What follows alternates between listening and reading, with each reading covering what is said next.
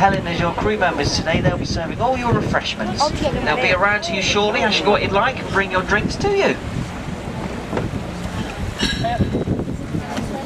If you find it a little bit breezy on the top deck, there are a few spaces, about 20 spaces downstairs if you find it too cold up here.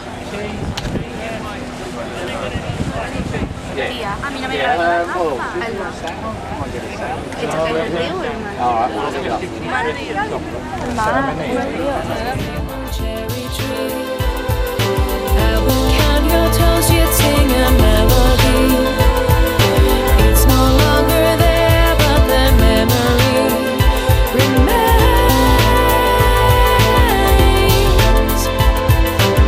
So many years, the time has flown, it seems. What happened to never go with mainstream?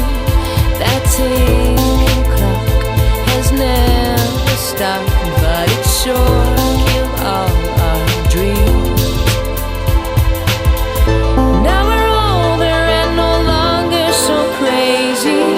Look through mom's eyes when I talk to my baby, and I'm proud of what I've become.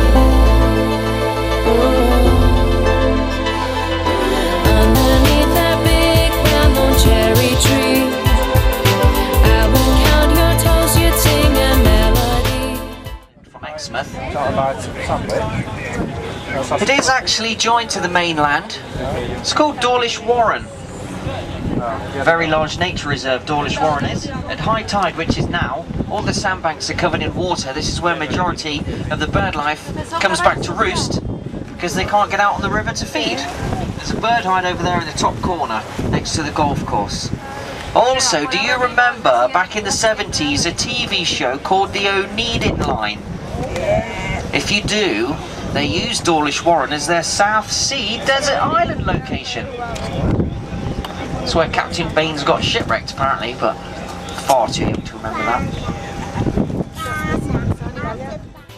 It's no longer there, but the memory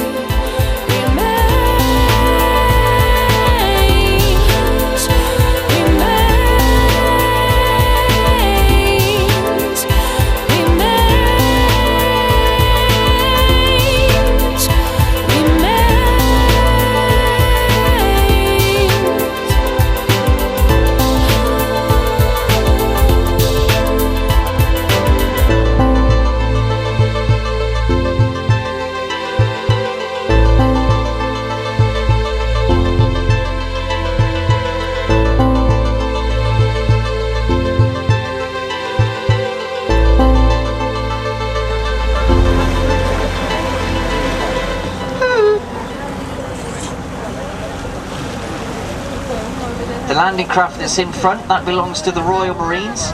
That is used as a range safety boat out at Strait Point. That's where the Marines do their live firing out to sea, right next door to Haven Holiday Park.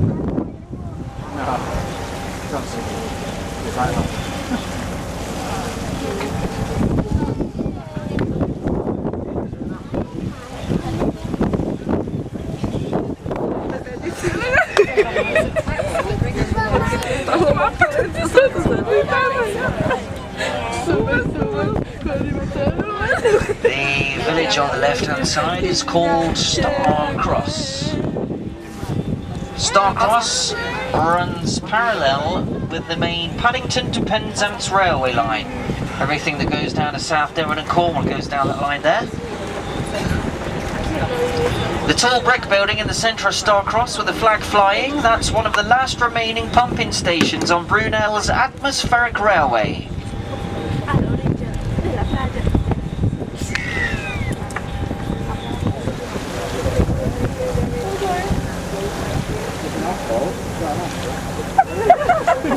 By the Admiralty to bring coal into Exmouth. But on the morning of December the 13th, 1943, it was shipwrecked on Pole Sands, which is just off of Exmouth seafront. So it got dragged up here and dumped in the river. All the locals didn't object. When she was wrecked, she was carrying 437 tons of coal. You see the village on the left, that's called Cockwood.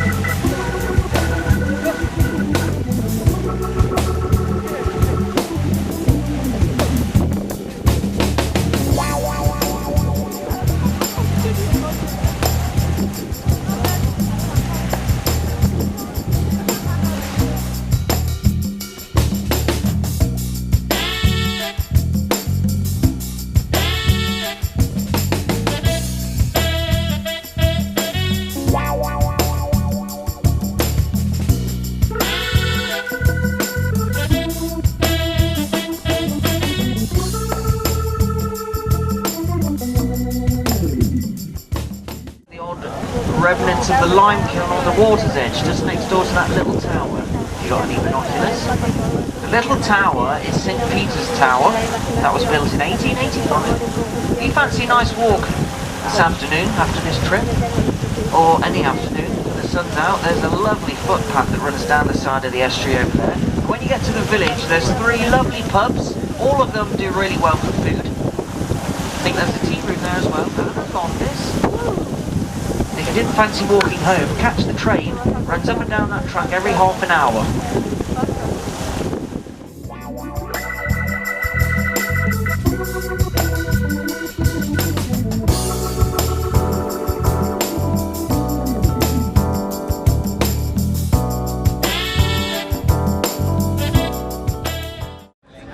He was the oldest survivor of the Crimean War. He was a staggering 165 years old when he passed away. His name was Timothy, and he was a tortoise. Started his life as a Royal Naval mascot. Timothy retired at 65. Spent the rest of his life there at Powdram.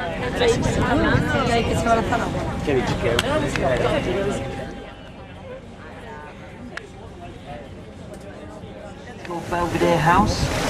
It's been renovated recently at a cost of over £500,000. But all it ever was originally was the gamekeeper's cottage to the next place up the river. That beige-coloured house sticking out from the trees on the right is called Nutwell Court.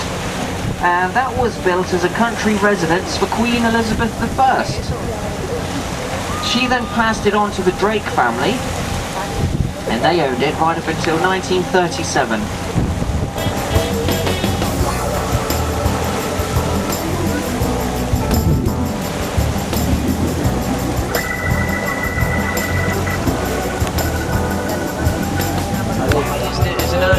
System for troops that were based at Powdram Castle.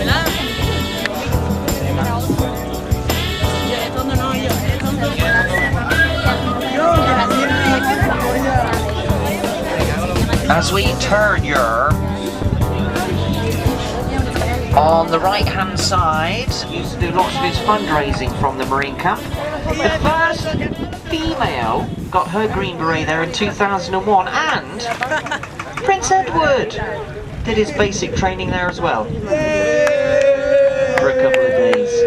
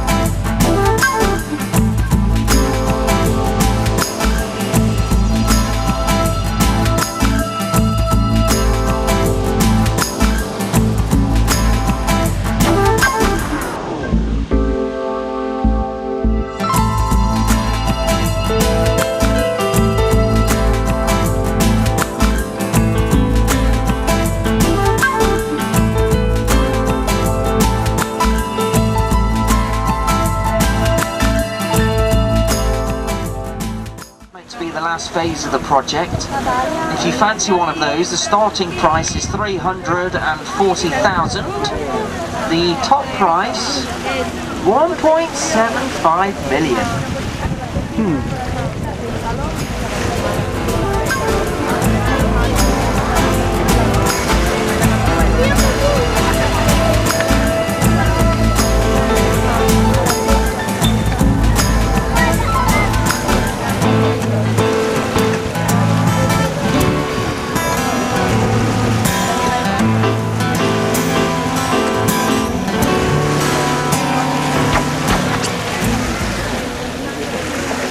of Exmouth seafront on the right hand side of us. Exmouth seafront's 2.5 miles long in total. It's all sand. Changes into pebbles when you get round the headland at Straight Point. And if you look right down the end of the seafront, those dark red cliffs down there is called Orkham Point. And that's the start of the New World Heritage Coastline, or the Jurassic Coast as they call it. Starts there at Orkham. It goes down 95 miles to Old Harry Rock in Dorset. It's the only natural world heritage site we've got in the country. We've got the oldest end of the site in Exmouth. Those cliffs are part of the Triassic period. They are 250 million years old.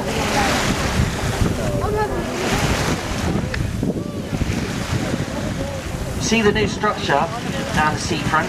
That's going to be a bowling alley when it's eventually completed. There'll be shops, restaurants and function rooms there as well. They're trying to get it completed by the end of December. So if you come down next year, hopefully we'll have a bowling alley here. Maybe.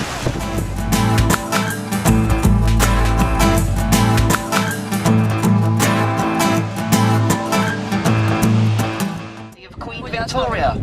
Cost £350 to build back then.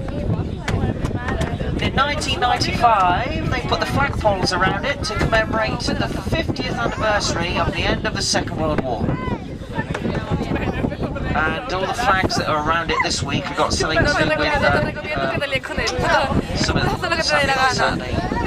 Is it Forces Day or something on Saturday? All the stretch of water in front, some part of the English Channel. Woo! It's called Lyme Bay. It does get extremely rough out there.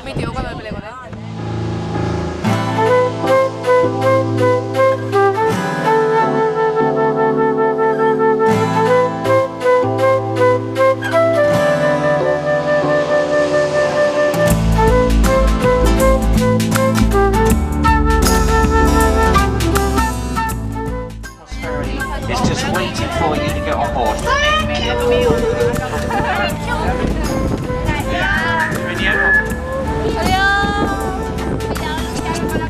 Se acabó el viaje. Oh.